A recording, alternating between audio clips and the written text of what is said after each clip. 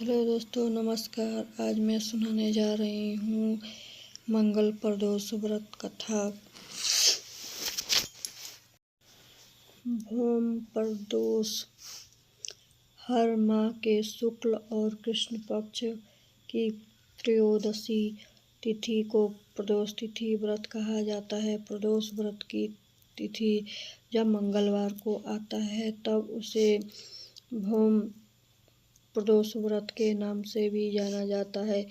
भौम प्रदोष व्रत की कथा व बहुत पुण्य माना जाता है। इस व्रत को कथा से भी पूरी होती है। मान्यता है कि भौम प्रदोष व्रत की कथा सुनने व कहने से देव महादेव का भी आशीर्वाद मिलता है और हर परेशानियों से मुक्ति मिलता है। आइए जानें कि भौम प्रदोष व्रत की कथा के बारे में।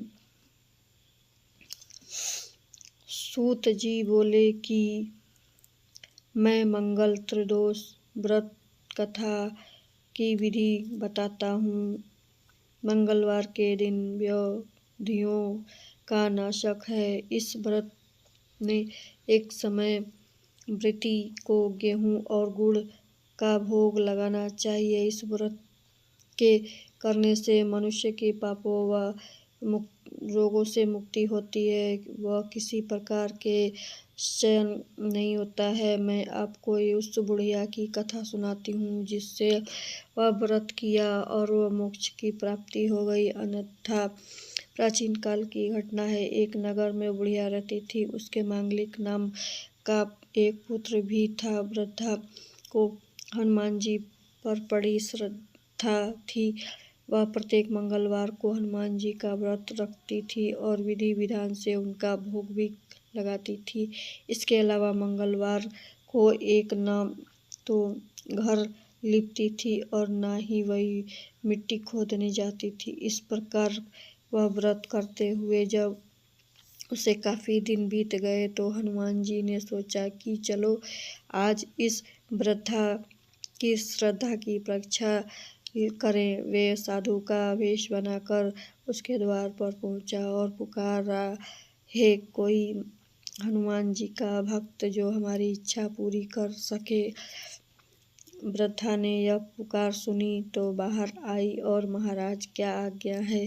साधु के वेश धारी हनुमान जी बोले कि मैं बहुत भूखा हूँ, भोजन करा दूंगा तो थोड़ी सी भोजन करा दो, तू थोड़ी सी जमीन लीप दे। वृद्धा बड़ी दुविधा में पड़ गई। अंत में हाथ जोड़कर प्रार्थना की, हे महाराज, लीपने और मिट्टी खोदने का अतिरिक्त काम आप कह रहे हैं वह मैं करने के लिए तैयार हूँ।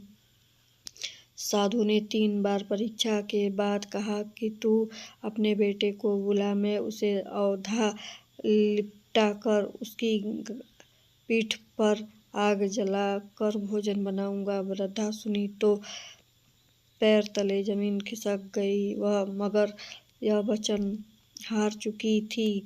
उसके मांगलिक को पुकार कर साधु महाराज को हवाले कर दिया। उसने मांगलिक को पुकारा और साधु महाराज के हवाले कर दिया, मगर साधु ने ऐसा ही मानने वाला न था। उन्हें वृद्धा के हाथों से ही मांगलिक को औधा लिपट कर पीठ पर आग जलाने के लिए कहा।